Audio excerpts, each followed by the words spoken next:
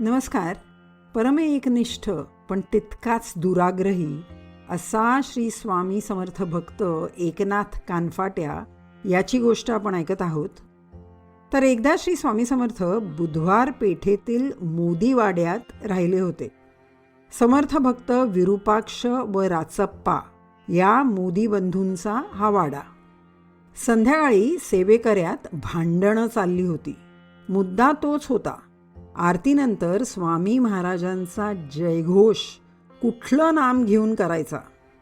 एका बाजूला कानफाट्या व दुसऱ्या बाजूला विश्वंभर बुवा अवीट, ज्यांचे डोके कानफाट्याने नुकतेच फोडले होते, व त्यांचे समर्थक बळवंतराव सुईवाले यांच्यात या विषयावरून चांगलीच जुंपली होती. सद्गुरू श्री स्वामी समर्थ हे अवधूत निरंजन प्रभू दत्तच आहेत म्हणून नाथपंथी दत्तभक्त कानफाट्या अलख गुरुनाथ दत्तात्रेय असा जयघोष आरतीनंतर करा असा दबाव या सेवेकऱ्यांवर टाकत होता. पण ते दोघं अजिबात ऐकायला तयार नव्हते, म्हणून मोठाच तंटा चालला होता. शेवटी सायंकालीन आरतीनंतर कानफाट्यास न जुमानता सर्वांनी श्री स्वामी महाराज की जय असा जोरदार जयघोष केला. यामुळे कानफाट्याचे पित्त खवळले, पण त्या क्षणी अगदी ठरवून तो शांत राहिला. कोणाला तो काही बोलला नाही त्यांनी काही मारहाण केली. रात्री जेवणं आटपल्यावर श्री स्वामी तिथेच मोदीवाड्यातील चौकाच्या खणात म्हणजे कोर्टयार्डच्या एका भागात पलंगावर निजले. श्रींच्या पलंगाशेजारी खाली सुंदराबाई झोपली. बाजूलाच सर्व सेवेकरी, सोळप्पा, श्रीपाद भटजी, बळवंतराव इत्यादी सर्व मंडळी उघड्यावरच झोपली. सर्व गाढ झोपले आहेत हे पाहून मध्यरात्र उलटल्यावर रागाने धुमसत असलेल्या कानफाट्याने आपला डाव साधला. त्याच्याशी भांडणाऱ्या बळवंतरावांवर त्यांनी जीव घेणा हल्ला केला. दगडाच्या कपरीने म्हणजे अणकुचीदार अशा दगडाच्या तुकड्याने with a piece of a sharp pointed stone त्यांनी बळवंतरावांचे डोके फोडून रक्त काढले. मग बेताल झालेल्या त्याला शत्रू समान भासणाऱ्या सुंदराबाईच्या पाठीवरही लाथा मारल्या. या सगळ्या प्रकारांनी तिथे झोपलेल्या इतर सेवेकऱ्यांना जाग आली. रक्त पाहून सारे भयभीत झाले. हाहाकार माजला. प्रकरण पोलिसांपर्यंत गेले. धाकूजी नामक फौजदार व जमादार मोदीवाड्यात पोचले. नुकतेच विश्वंभर बुवा प्रकरणी तपास करायला आलेल्या चीफ कॉन्स्टेबलला श्री स्वामींनी समज देऊन परत पाठवले होते. म्हणून जरा बिचकतच श्री समर्थांना साष्टांग नमन करून पोलिसांनी त्यांना विनवणी केली, आम्हास काय आज्ञा आहे. यावेळी मात्र समर्थांनी कानफाट्याची गय केली नाही. श्री स्वामी म्हणाले, कानफाट्या पोर फारच शिरजोर झाला आहे, तेव्हा न्याय विचार करून तुम्हाला योग्य वाटेल ते शीघ्र करा. मग समर्थांची आज्ञा प्रमाण मानून अजस्त्र अशा कानफाट्याला युक्तीने पकडून त्याचे हात बांधून तुरुंगात टाकले गेले. सेवेकराच्या डोक्याला मोठी दुखापत केल्याची चार्जशीट त्याच्या विरुद्ध फाईल झाली व न्यायाधीश नानासाहेब बर्वे यांनी कानफाट्याला 6 महिन्यांची सक्त मजुरीची शिक्षा ठोठावली. इथे बळवंतरावांच्या डोक्याला जो जबरदस्त मार लागला होता, मोठी जखम झाली होती, त्यावर समर्थ आज्ञेनुसार रताळे स्वीट पोटॅटो घासून लावण्यात येत होते. समर्थांनी सांगितलेले औषध मग काय गुण येणारच. थोड्याच दिवसात बळवंतरावांची जखम भरली व ते ठणठणीत बरे झाले. कानफाट्याला जरी तुरुंगात ठेवले गेले होते तरी तिथेही त्यांनी कुणाला जुमानले नाही. कारागृहात त्याच्याबरोबर काही लिंगायत वाणी म्हणजे शिवलिंगाची उपासना करणारे काही वैश्य हेही होते. त्यांनी शिव शिव असा उच्चार केल्यावर तो लगेच चवताळून त्यांना मारायला धावी. अशीही चर्चा होती की तुरुंगात आपल्या सिद्धीच्या बळावर तो शिलीम ओढायचा. कैद्यांना तुरुंगात चिलीम, कोळसे असे काही पुरवण्याचा प्रश्नच नव्हता. तरी रात्रीच्या काळोखात दुरून कोठडीत चिलमीचा जाळ पसरायचा व गुडाखू म्हणजे गूळ मिश्रित तंबाखू जी चिलमीने ओढतात त्याचा गंध पसरायचा. जवळ जाऊन शिपाई पाहायचा तर काहीच दिसत नसे. तसेच कानफाट्याने तुरुंगात अन्नपाणीही वर्ज्य केले. स्वामींचे दर्शन झाले तरच अन्नपाणी घेईन अशा हट्टाला तो पेटला. नाईलाजाने मग रोज एक शिपाई स्वामी जिथे असतील तिथे त्याला दर्शनास घेऊन जाऊ लागला.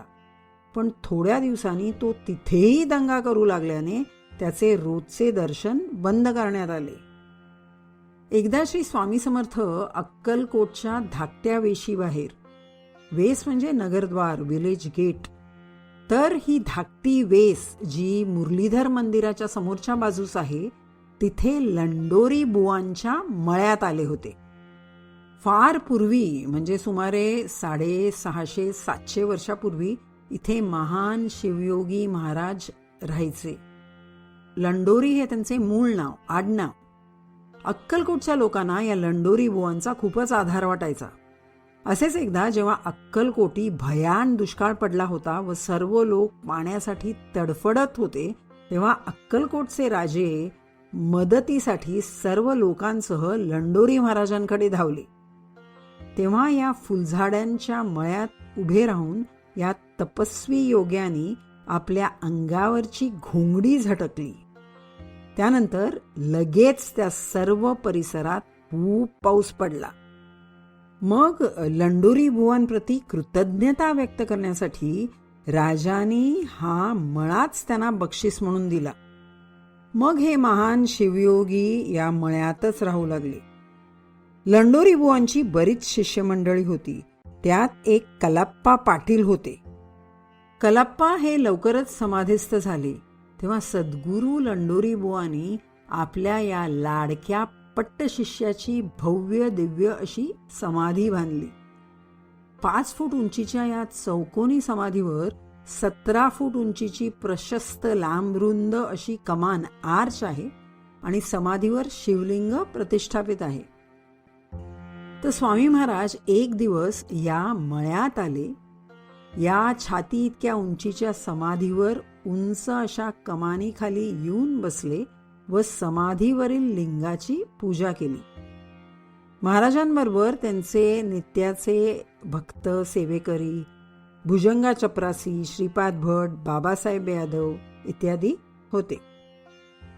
त्याच दिवशी कारागृहातून कैद्यांना या भागात मजुरी करण्यासाठी आणले होते. आडदांड कानफाट्यालाही हाती पायी बेड्या ठोकून तिथे झाडझूड करण्यास एक तलवारधारी शिपाई घेऊन आला होता. इथे कैदी काम करत होते. तितक्यात मळ्यात श्री स्वामी समर्थ महाराज की जय असा सेवकजनांनी मोठ्याने जयघोष केला. स्वामींचे नाव कानावर पडताच कानफाट्याचे देहभान हरपले. श्री स्वामींच्या दर्शनासाठी तो कासावीस झाला. बरोबरच्या शिपायाला त्यांनी स्वामी दर्शनासाठी नेण्याची विनंती केली, पण शिपायाने ऐकले नाही. मग चिडलेल्या कानफाट्याने त्याच्या कमरेत लाथ घातली. त्यासरशी तो खाली पडला. कानफाट्याने मग त्याच्या कमरेची तलवार हिसकावून काढली व म्यानातून तिला काढून स्वामींच्या दिशेने तो धावू लागला.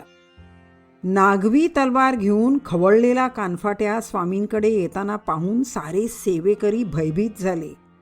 स्वामींनी कानफाट्या जवळ येण्यापासून रोखले व त्यास तिथून साधारण 100 फुटावर असणाऱ्या विहिरीकडे जायला सांगितले. कानफाट्याने विहिरीकडे जायला घुश्यातच भराभर काही पावले टाकली, पण तो थबकला. पुन्हा माघारी फिरला, कारण त्याला चोळप्पासारखी एक आकृती तिथे बसलेली दिसली. तिथे समाधीच्या ओट्याखाली 10-12 हाताच्या अंतरावर खरं तर एक परभणी जिल्ह्यातील पाथरी गावातील वृद्ध देशस्थ ब्राह्मण जपमाळ घेऊन समाधीच्या दिशेने तोंड करून जप करीत ध्यानस्थ बसला होता. मागे फिरलेल्या कानफाट्याला त्या पाठमोऱ्या ब्राह्मणाचा चोळप्पासारखा काळसर रंग व चोळाप्पासारखाच बांधा पाहून तो आपला शत्रू चोळप्पाच आहे असे वाटले. चोळप्पास तिथे पाहून कानफाट्याचा राग शिगेला पोचला व मागून सपासप 15 तलवारीचे वार उन्मत्त कानफाट्याने त्याच्या मानेवर घातले. हे तो करत असताना कृपा सिंधू समर्थ स्वामींनी एकटक आपली दृष्टी त्या ब्राह्मणाकडे लावली होती. प्रचंड रक्तस्राव झाल्याने तो ब्राह्मण घैरी येऊन खाली पडला व सेवेकऱ्यांनी त्यास हॉस्पिटलमध्ये उचलून नेले. हे सगळे प्रकरण चालले असताना सुमारे 400 लोक तिथे जमले होते, पण कोणाचीही कानफाट्यापुढे जाण्याची हिंमत झाली नाही. नंतर धीर एकवटून त्याला बांधायचा सर्वांनी प्रयत्न केला, तेव्हा तो समर्थांसमोरच सर्वांवर हात उगारू लागला. तो ओट्यावर चढणार तोच समर्थ स्वामी म्हणाले, ओट्यावर चढू नकोस, तुझे दैव फुटले. आणि त्या क्षणीच कानफाट्याच्या हातातील तलवार दूर जाऊन पडली. तलवारीची मूठ, त्याचं हँडल फक्त त्याच्या हातात राहिलं. ही संधी साधून त्याला मोठ्या शिताफीने व धैर्याने सेवेकऱ्याने व तिथे अचानक आलेल्या एका दणकट धनगराने पकडले. मग पोलिसांनी त्याला लोखंडी साखळ्यात पूर्णतः जेरबंद करून कारागृहात बंद केले. मृतवत झालेला तो वृद्ध ब्राह्मण योगेश्वर श्री स्वामींच्या कृपादृष्टीमुळे तरला. तलवारीच्या जखमा होताना स्वामींनी त्यांची दयार्द्र दृष्टी एकसारखी त्याच्यावर लावली होती. तसेच म्हशीचे उष्ण उष्ण शेण रोज लावत राहावे हे औषधही स्वामींनीच सांगितले. यामुळे काही दिवसातच त्याच्या जखमा बुजून गेल्या व तो सात्विक ब्राह्मण ठणठणीत बरा झाला. स्वामींची सेवा करत करत पुढे 5-6 वर्षानंतर त्यांनी देह ठेवला. कानफाट्याच्या विरोधात मालोजी राजे यांचे पुत्र शहाजी तृतीय, शहाजीराजे भोसले III यांच्या आज्ञेने न्यायमार्गाने खटला चालला व 7 वर्ष सक्त मजुरीची शिक्षा कानफाट्याला ठोठावण्यात आली. कारागृहात त्याला आपल्या कर्माचा प्रचंड पश्चाताप झाला, पण आता खूप उशीर झाला होता. तो तुरुंगातून मुक्त होईस्तोवर स्वामी समाधिस्थ झाले होते. तुरुंगातून सुटल्यावर स्वामी दर्शन न झाल्याने अत्यंत व्याकुळ झालेला कानफाट्या त्यांच्या विरहात तळमळत मग आपल्या देशी निघून गेला. पुढे त्याच्याबद्दलची कोणतीही माहिती कोणाच्या हाती लागली नाही. एका भक्त श्रेष्ठाचा कसा त्याच्या अति तामसी एककल्ली वृत्तीने घात केला याचे हे उदाहरण. खरं तर श्री दयाळू स्वामी महाराजांनी आपल्या या एकनिष्ठ भक्ताला कित्येकदा वाचवायचा प्रयत्न केला, त्याला पाठीशी घातले, पण तो कसलीच चाट ठेवत नाही हे पाहून शेवटी तुझे दैव फुटले असे शब्द त्यांच्या मुखातून बाहेर पडले. तरीही त्याची शिक्षा कमी करण्यासाठीच ते या पुण्यभूमीत आले होते. त्रिकालज्ञ स्वामींना कानफाट्या त्या दिवशी काय पराक्रम करणार आहे हे निश्चितच माहिती होते, म्हणून त्याचे वाईट परिणाम, त्याची तीव्रता कमी करण्यासाठी ते त्या दिवशी महातपस्वी शिवयोगी लंडोरी बुवांच्या मळ्यात जाऊन बसले होते. तिथे स्थापित शुभंकर अशा शिवलिंगाची पूजा केली होती. इथले व्हायब्रेशन्स हे खूप पुण्यप्रद आहेत. स्वामी ज्या पुरुषभर समाधीच्या ओट्यावर बसले होते त्याच्या शेजारीच एक 2 फूट उंचीची समाधी आहे. ती साक्षात महाराज शिवयोगी बुवा म्हणजे लंडोरी बुवांची समाधी आहे. तिथेही 2 शिवलिंगे स्थापित आहेत. या महान शिवयोगी लंडोरी बुवांच्या तपोबळाने अक्कलकोटी ते जिथे शिव आराधना करत असत तिथे 3 मोठी शिवलिंग जमिनीतून वर आली. त्याची स्थापना करण्यासाठी जेव्हा मंदिर बांधण्यात आले तेव्हा खोदकामाच्या वेळेस आणखी 9 छोटी शिवलिंग सापडली.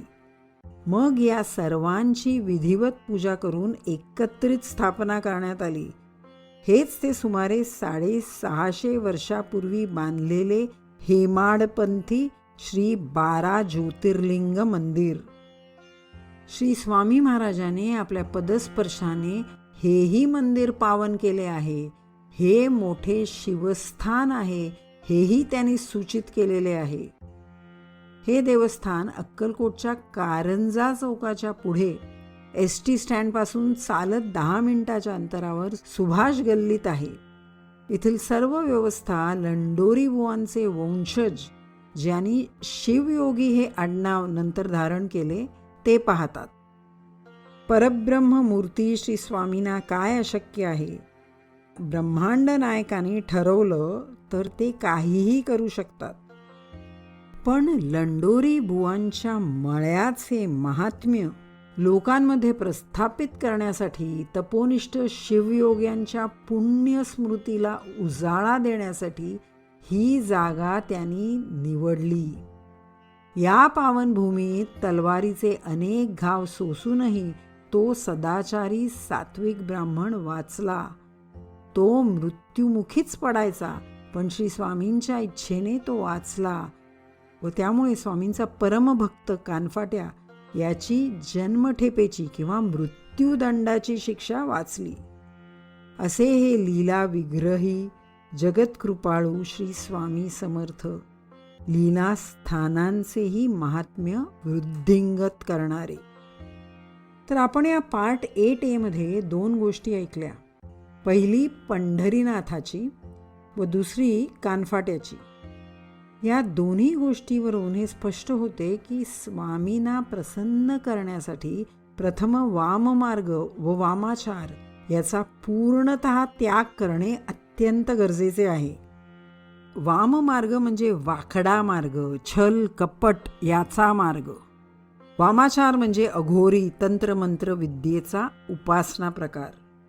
निंदनीय आचार विचारांचा त्याग करून आपण सतत सद्विचार, सदाचार, श्री समर्थ स्वामी साधना व सत्संगाची कास धरतो, तेव्हा आपली कुमती गळून पडते व सुमती दृढ होते.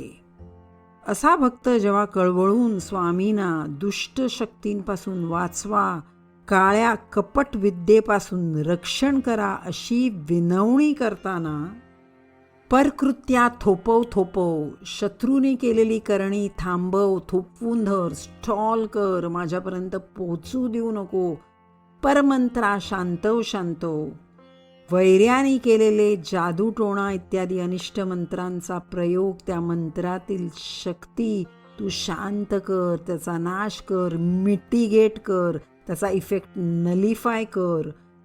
परयंत्रा विखर, त्या मंत्राच्या मागची जी यंत्रशक्ती ती तू उधळून लाव, शॅटर कर, छिन्न भिन्न कर. अशी कळकळीची प्रार्थना करतो, तेव्हा सर्व शक्तिमान श्री स्वामी प्रभू साधकाला निश्चितच अभय देतात, सर्वतोपरी त्याचं रक्षण करतात. तर हा पार्ट 8A तिसरा व शेवटचा भाग आपण इथेच थांबवूया व पुढच्या पार्ट 8B मध्ये अनिष्ट ग्रह, भूतपिशाच्या आदी पीडा यामुळे जे होणारे त्रास, त्या त्रासांचे स्वामी कसे हरण करतात त्याबद्दल ऐकूया. तोपर्यंत श्री स्वामी चरणांपाशीच विसावूया. ओम दत्त श्रीपाद नरसिंह स्वामी समर्थ. ओम श्री स्वामी समर्थ.